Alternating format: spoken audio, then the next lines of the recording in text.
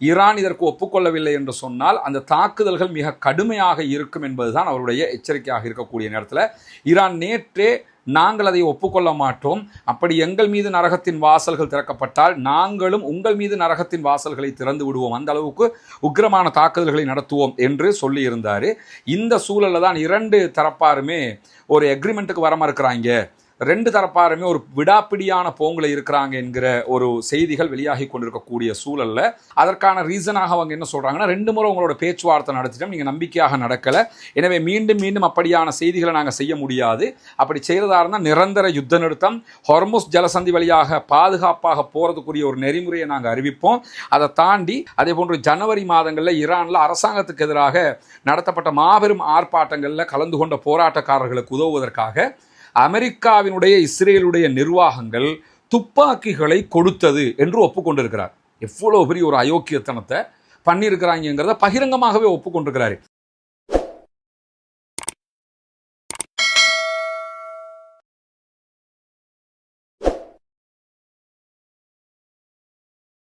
அன்பிற்கினிய சகோதர சகோதரிகளே, நம் அனைவர் மீதும் ஏக இறைவனுடைய அமைதியும் கருணையும் உண்டாகட்டுமாக என்கிற உயரிய பிரார்த்தனைகளோடு பாலஸ்தீன மீதான இஸ்ரேலிய ஆக்கிரமிப்பு இராணுவத்தினுடைய 2 ஆண்டுகால யுத்தங்கள் முடிவுக்கு வந்து இன்றோடு 178வது நாட்களை நாம் தாண்டி கொண்டிருக்கக்கூடிய இந்த சூழல்ல தொடர்ச்சியாக மத்திய கிழக்குல ஈரானை இலக்கு வைத்த மிக உக்கிரமான தாக்குதல்களை அமெரிக்க இஸ்ரேலிய ஆக்கிரமிப்பு இராணுவம் நடத்தி வருவது நமக்கெல்லாம் தெரியும். இந்த உக்கிரமான யுத்த சூழல்ல அமெரிக்காவும் இஸ்ரேலும் ஈரானுடைய உள்கட்டமைப்புகளை நோக்கி மிக பாரிய தாக்குதல்களை கடுமையாக தற்போது நடத்த ஆரம்பித்திருக்கிறார்கள்.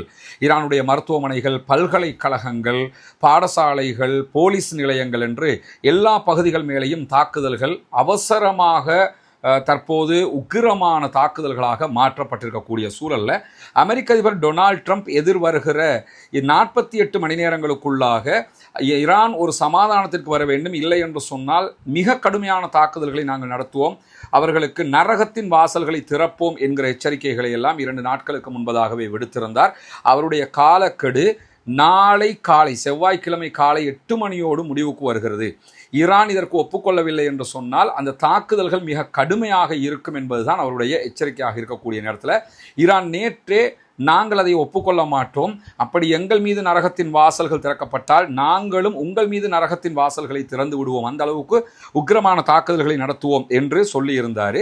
இந்த சூழலில் தான் 2 தரப்பாருமே ஒரு எக்ரிமெண்ட்டுக்கு வர மறுக்கிறாங்க, 2 தரப்பாருமே ஒரு விடாப்பிடியான போங்கில் இருக்கிறாங்க என்கிற ஒரு செய்திகள் வெளியாகி கொண்டிருக்கக்கூடிய சூழல்ல ஆல்ரெடி ஈஜிப்டும் அதே போன்று துருக்கியும் இணைந்து ஈரான் பிளஸ் அமெரிக்காவோடு சில பேச்சுவார்த்தைகளை நடத்தி முதல் கட்டமாக ஒரு 45 நாட்கள் தாக்குதல்களை நிறுத்துவது என்பதற்கான பேச்சுவார்த்தைகள் நடத்தப்பட்ட போது அதை ஏற்றுக்கொள்ள முடியாது என்று ஈரான் மறுத்துவிட்டது. நிறுத்துறதா இருந்தால் நிரந்தர யுத்த நிறுத்தம், அவ்வளவுதான், வெறுமனே 45 நாள் 15 நாள் 30 நாள் இப்படி நிறுத்த முடியாது என்று சொல்லி ஈரான் சொல்லிக் கொண்டிருக்கக்கூடிய சூழலில் தான் போரை முடிவுக்கு கொண்டு வருவதற்கான தன்னுடைய கோரிக்கைகளை மீண்டும் மீண்டும் அவர் வலியுறுத்தி கொண்டே இருக்கிறாரு ஈரானுடைய தலைமைகளிடத்தில் அமெரிக்க அதிபர். இந்த சூழலுக்கு மத்தியில தான் அமெரிக்காவினுடைய முந்தைய அனுபவங்களை கவனத்தில் கொண்டு நாங்கள் அதை ஏற்றுக்கொள்ள மாட்டோம் என்று சற்று நேரத்துக்கு முன்பதாக மீண்டும் IRGC அறிவித்திருக்கிறது. அதாவது ஈரானுடைய புரட்சிகர காவலர் பிரிவு அறிவிச்சிருக்கிறாங்க. அதற்கான ரீசனாக அவங்க என்ன சொல்றாங்கன்னா, 2 முறை உங்களோட பேச்சுவார்த்தை நடத்திட்டோம், நீங்க நம்பிக்கையாக நடக்கல, எனவே மீண்டும் மீண்டும் அப்படியான செய்திகளை நாங்கள் செய்ய முடியாது, அப்படி செய்யறதா இருந்தால் நிரந்தர யுத்த நிறுத்தம், ஹொர்முஸ் ஜலசந்தி வழியாக பாதுகாப்பாக போறதுக்குரிய ஒரு நெறிமுறையை நாங்கள் அறிவிப்போம். அதை தாண்டி எங்களுடைய நாட்டோட புனரமைப்பு திட்டங்கள், இப்போ அழிச்சதுகளை மீண்டும் ஸ்ட்ரக்சரை நாங்கள் கட்டி எடுக்கணும், அதற்கான நஷ்ட ஈடு, இது எல்லாத்தையும் அமெரிக்கா தர ஓகே என்று சொல்லி சொன்னால் நாங்கள் உங்களோடு பேச்சுவார்த்தைக்கு தயார். இதுதான் ஈரானுடைய தெளிவான நிலைப்பாடாக இருக்கிறது. எனவே நாளைய தினம் என்பது 2 நாடுகளுக்கு மிக முக்கியமான ஒரு நாளாக இருக்கிறது. ஏன்னா ஈரான் சமாதானத்துக்கு ஒப்புக்கொள்ளலைங்கிறதுனால மிக கடுமையாக அவர்கள் தாக்குதல் நடத்துவார்கள். இன்றைக்கே மிக கடுமையாகத்தான் ஈரான் மேலே தாக்குதல்களை நடத்துகிறார்கள். இப்படியான சூழலில் தான் இஸ்ரேலுடைய ஈலாது துறைமுக பகுதிகள் மீதான தாக்குதல்களுக்கு பொறுப்பேற்றிருக்கிறது இன்றைக்கு யமனுடைய ஹூத்திகளுடைய படைப்பிரிவு. நம்ம காலையில் வெளியிட்ட வீடியோவில் கூட சொல்லியிருந்தோம், இன்றைக்கி காலையிலேயே யமனில் இருக்கக்கூடிய ஹூத்திகள் இஸ்ரேல் மேலே கிளஸ்டர் வகை குண்டுகளை வீசியிருக்கிறார்கள். முதல் தடவையாக கொத்து குண்டுகள், கிளஸ்டர் குண்டுகளை யமனில் இருக்கக்கூடிய ஹவுத்தீஸ் பயன்படுத்தியிருக்காங்க. எனவே ஹவுத்தீஸ் படைப்பிரிவு என்பதும் சாதாரணமாக நினைச்ச அளவில் இல்லை, அதை தாண்டி உச்சமான பலத்தோடு அவங்க இருக்கிறாங்க என்பதற்கு அவங்க கிளஸ்டர் குண்டுகளை 2000 கிலோமீட்டரை தாண்டி தாக்குகிறார்கள் என்பதிலிருந்து நம்ம புரிந்து கொள்ள முடிகிற அதே நேரத்தில் தான் ஈலாது துறைமுகம் மீதான மிக கடுமையான தாக்குதல்களை தற்போது ஈரானுக்கு ஆதரவான ஹிஸ்புல்லாக்களோடு இணைந்து யமனில் இருக்கக்கூடிய ஹூத்தீஸும் நடத்தி இருக்கிறார்கள். இந்த தாக்குதல்கள் பல முக்கிய இராணுவ தளங்களை குறிவைத்திருக்கிறது என்று சொல்லி இன்றைக்கு யமனுடைய படைப்பிரிவு வெளியிட்டிருக்கக்கூடிய செய்தியிலையும் நம்ம பார்க்க முடியும். இதற்கு நடுவில் தான் டெல் அவீவ் பகுதிகளில் பல இடங்களில் வெடிப்புகள் ஏற்பட்டிருக்கிறது, தாக்குதல்கள் மேற்கொள்ளப்பட்டிருக்கிறது என்று சொல்லி இஸ்ரேல் வெளியிட்டிருக்கக்கூடிய அறிவிப்புகளை பார்க்க முடியும். இஸ்ரேலுடைய ஹரேட்ஸ் செய்தி பிரிவு வெளியிட்டிருக்கக்கூடிய செய்திகளில் இதுவரைக்கும் 4 பேர் படுகாயம் அடைந்திருக்கிறார்கள் என்கிற செய்திகளும் வெளியாகி இருக்கிற அதே நேரத்தில் டெல் அவீவ் பகுதிகளில் இந்த வெடித்த பகுதிகள் அதே போன்று ஏவுகணைகளை தடுத்ததினூடாக வெடித்து சிதறிய ஏவுகணையினுடைய பாகங்கள் எல்லாம் பல இடங்களில் விழுந்திருக்கிறது என்றும் பல இடங்கள் தற்போது தீப்பற்றி எரிந்து கொண்டிருக்கிறது என்கிற செய்திகளையும் நம்ம பார்க்க முடியும். அல் ஜசீரா இந்த செய்திகளை எல்லாம் ஒரு தொகுப்பாகவே வெளியிட்டிருப்பதையும் நம்ம பார்க்குறோம். இப்படியான ஒரு சூழலில் தான் ஏவுகணைகள் வருவதாக வந்த தகவல்களை அடுத்து மத்திய இஸ்ரேல் அதே போன்று தெற்கு இஸ்ரேல் பகுதிகளில் ரொம்ப கடுமையான எச்சரிக்கைகளை இஸ்ரேல் விடுத்து கொண்டே இருக்கிறது. ஏன்னா இப்போ 2 பகுதிகளுக்குமே இது ஒரு மிக முக்கியமான காலக்கெடுவாக மாறிடுச்சு. இஸ்ரேல் ஈரான் மேலே மிக கடுமையான தாக்குதல் நடத்துகிறாங்க, ஈரானும் அதே மாதிரி இஸ்ரேல் மேலே மிக கடுமையான தாக்குதல்களை நடத்துகிறார்கள்.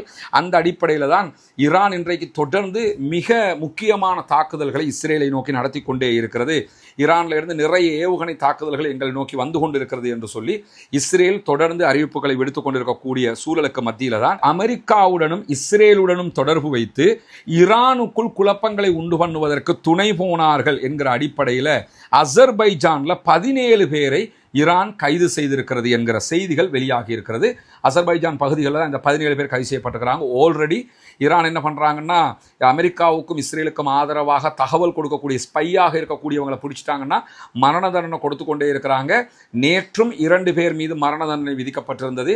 இப்படி ஒவ்வொரு நாளும் மரண தண்டனை விதிக்கப்படுகிற அளவுக்கு இந்த உளவு தகவல்களை கொடுப்பது மிக கொடுமையான ஒரு குற்றமாக ஈரான் பார்த்து கொண்டிருக்கு. இந்த நேரம் அப்படித்தான் யாருமே பார்ப்பாங்க. ஏன்னா நாட்டை பாதுகாக்கணும்னு அவங்க இருக்கும்போது இந்த தகவல்களை வெளியே சொல்லுகிறவர்கள் மீது இப்படியான நடவடிக்கைகளை அவங்க எடுத்துக்கொண்டிருக்கக்கூடிய சூழலில் தான் பாதுகாப்பு கட்டணங்களுக்கு ஈடாக சில நட்பு நாடுகள் ஹொர்முஸ் பகுதிகளை கடந்து செல்வதற்கு நாங்கள் அனுமதி கொடுத்திருக்கிறோம் என்கிறது ஈரான்.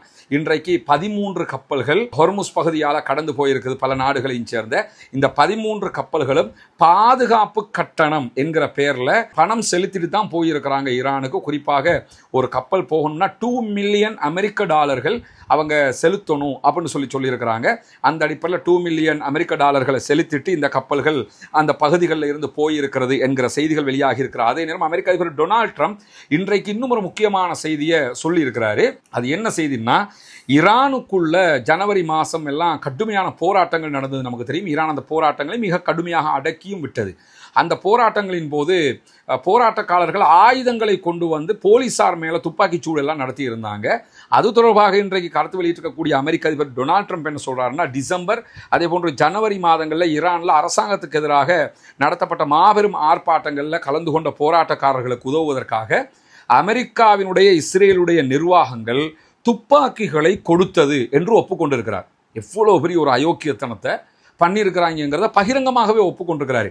அமெரிக்காவும் இஸ்ரேலும் இணைந்து ஈரானுக்குள்ள பொதுமக்களுடைய கையில் ஆயுதங்களை சப்ளை பண்ணினாங்க. நீங்கள் போலீஸுக்கு தாக்குங்க, மற்ற இடத்துக்கு தாக்குங்க, அரசாங்கத்தை கலப்ஸ் பண்ணுங்க, இதெல்லாம் ட்ரை பண்ணி பார்த்துட்டு முடியாமல் தான் யுத்தத்துக்கு வந்திருக்கிறாங்கன்னு புரிஞ்சுக்கிறங்க.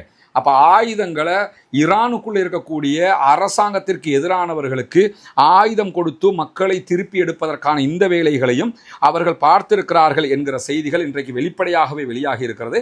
அமெரிக்க அதிபரே இது உளறி கொட்டியிருக்கிறாருங்கிற செய்திகளையும் நம்ம பார்க்க முடிகிற அதே நேரத்தில் தான் இன்றைக்கு வெளியாகி இருக்கக்கூடிய இன்னும் ஒரு மிக முக்கியமான செய்தி என்னென்னு கேட்டால், இன்றைக்கு ஈரான் இஸ்ரேல் மேலே மிக மிக உச்சமான தாக்குதல்களை நடத்துகிறது. குறிப்பாக இஸ்ரேலுக்கு சொந்தமான SDN-7 என்கிற கொள்கலன் கப்பல் இன்றைக்கு ஈரானுடைய குரூஸ் ஏவுகணை தாக்குதல் மூலமாக துல்லியமாக அளிக்கப்பட்டிருக்கிறது. இது பெட்ரோல் டீசல் ஏற்றிக்கிட்டு போகிற கொள்கலன் கப்பல். இது அந்த கப்பல் மேலே தான் அட்டாக் பண்ணியிருக்கிறாங்க. SDN-7 என்கிற ஒரு மாபெரும் கப்பல், டேங்கர் கப்பல். அந்த கப்பலை இன்றைக்கு அழிச்சிருக்கிறாங்க. அதே மாதிரி ஹைஃபா பகுதிகளில் மிக கடுமையான தாக்குதல்களை நடத்தி இருக்கிறார்கள். ஒரு பக்கம் யமனில் இருக்கிற ஹூத்திஸ் அடிக்கிறாங்க, மறுபக்கம் ஹிஸ்புல்லா அட்டாக் பண்ணுறாங்க.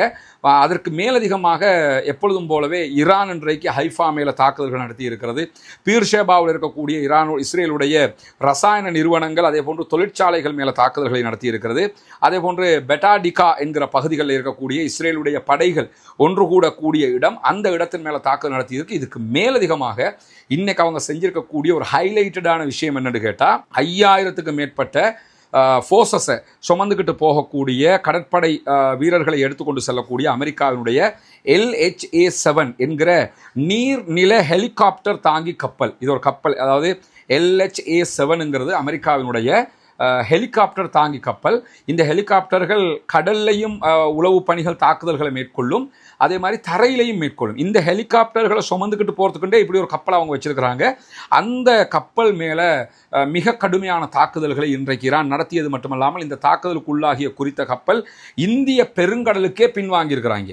இருந்த இடத்துலேருந்து பல ஆயிரம் கிலோமீட்டருக்கு ரிட்டர்ன் போகிற அளவுக்கு கடுமையான தாக்குதல்கள் இன்றைக்கு நடத்தி இருக்கிறது என்று சொல்லி ஈரானுடைய உயரடுக்கு பாதுகாப்பு பிரிவாக இருக்கக்கூடிய IRGC வெளியிட்டிருக்கக்கூடிய அறிவிப்பில் நம்ம பார்க்க முடியும். இந்த தாக்குதல்கள் எல்லாம் வரலாற்றிலேயே இடம் பிடிக்கிற அளவுக்கு ஈரான் இஸ்ரேல் மேலே மிக கடுமையாக நடத்தக்கூடிய தாக்குதல்களாக இருக்கக்கூடிய சூழலில் அமெரிக்காவும் இஸ்ரேலும் தாக்குதல்களை தீவிரப்படுத்தினால் ஹொர்முஸ் ஜலசந்திக்கு அப்பாலையும் கப்பல் போக்குவரத்து பெரும் பாதிப்பை ஏற்படுத்துகிற அளவுக்கு ஆபத்தை நாங்கள் உண்டாக்குவோம் என்று சொல்லி இன்றைக்கு சற்று நேரத்துக்கு முன்பதாக ஈரான் மேலும் ஒரு அறிவிப்பை விடுத்திருக்கிறது. அதாவது நாளைய தினம் அமெரிக்க அதிபர் டொனால்ட் ட்ரம்ப் சொன்னது மாதிரியே ஈரான் மேலே தாக்குதல்களை நடத்துவாராக இருந்தால் ஈரானுடைய IRGC செய்ய போகிற விஷயம் என்னங்கிறது இன்றைக்கே தெரிய வந்துருச்சு. அவங்க ஹொர்முஸை மட்டும் இல்லை, அடுத்ததாக யமனில் இருக்கக்கூடிய பாபல் மந்தபை மூட போகிறாங்க. பாபல் மந்தபை மூடினாங்கன்னா ரெட் சீல எந்த கப்பலும் போக முடியாது. எனவே உலகம் ஆல்ரெடி 90% ஸ்தம்பிச்சு போய் நிற்குது. அடுத்ததாக 100% ஸ்தம்பிச்சு போகிற அளவுக்கு உண்டான வேலையை செய்ய போகிறாங்க. ஹொர்முஸுக்கு அடுத்ததாக பாபல் மந்தபும் பட போகிறது. பிரச்சனையை டொனால்ட் ட்ரம்ப் தீர்த்து வைப்பார்னு பார்த்தா இன்னும் அதிகப்படுத்தி கொண்டே இருக்கிறார் என்பதையும் நம்ம தொடர்ந்து பார்க்க முடிகிறது. எனவே தொடர்ந்தும் இணைந்திருங்கள். ரஸ்மின் MIC நியூஸ் மற்றும் ரஸ்மின் டாக்ஸ் ஆகிய 2 சேனல்களோடு உடனுக்குடன் இந்த செய்திகளை உங்களுக்கு கொண்டு வந்து தருவதற்கு தயாராக இருக்கிறோம். உண்மை செய்திகளை நாம் தெளிவாக புரிந்து கொள்ள வேண்டும் என்பதற்காகத்தான் இந்த செய்திகள் உங்களுக்கு கொண்டு வந்து தரப்படுகிறது.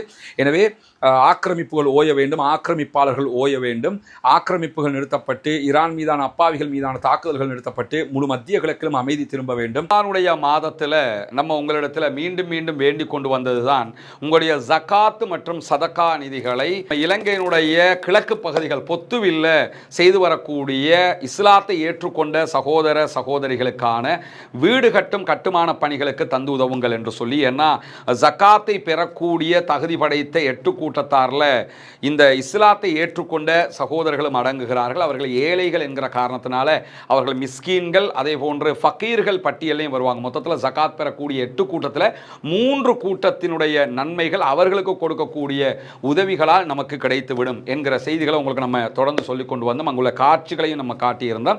ஏற்கனவே 5 வீடுகளை நம்ம கட்டி கையளிச்சிருக்கிறோம். அந்த காட்சிகள் எல்லாம் தொடர்ந்து நீங்கள் பார்த்து வருகிறீர்கள். அதை தாண்டி இன்னும் 9 வீடுகள் கட்ட வேண்டிய தேவை இருக்கிறது. மொத்தம் 14 வீடுகள் என்கிற தகவல்களை உங்களுக்கு நம்ம சொல்லி வந்தோம். கான உதவிகளை நீங்கள் தொடர்ந்து வழங்கி வருகிறீர்கள். உங்களுடைய ஜக்காத்து தான தர்மங்களை தந்து வருகிறீர்கள். அந்த அடிப்படையில் தற்போது நம்ம 6வது வீட்டை கட்டுகிற பணியை ஆரம்பித்திருக்கிறோம். அதனுடைய காட்சிகளை தான் நீங்க முன்னாடி பார்க்கிறீங்க. நீங்கள் தரக்கூடிய உதவிகளை கொண்டுதான் மக்களுக்கு தேவையான ஏழை எளிய மக்களுக்கு உரிய எல்லா காரியங்களையும் நம்ம பண்ணி வர்றோம். தித்வா புயலுக்கான பணிகளாக இருந்தாலும் சரி, அதற்கு பிறகு வாட்டர் டேங்கை நம்ம ஓப்பன் பண்ணி கொடுத்ததாக இருந்தாலும் சரி, மற்ற எல்லா பணிகளும் நீங்கள் தரக்கூடிய ஜகாத்து தான தர்மங்களை கொண்டு ஏழைகளுக்கு முறையாக செய்யப்பட்டு வருகிறது என்பது உங்களுக்கு தெரியும். அந்த அடிப்படையில் தான் தற்போது அல்ஹம்துலில்லாஹ் 6வது வீடை கட்டுகிற பணியை நம்ம ஆரம்பிச்சிருக்கிறோம். இந்த பணி தொடர்ந்து நடைபெற்று 14 வீடுகளும், மீதி இருக்கக்கூடிய 9 வீடுகளும் கட்டி முடிக்கப்பட வேண்டும் என்பதுதான் என்னுடைய பிரார்த்தனையும் நிச்சயமாக உங்களுடைய பிரார்த்தனையாகவும் இருக்கும்.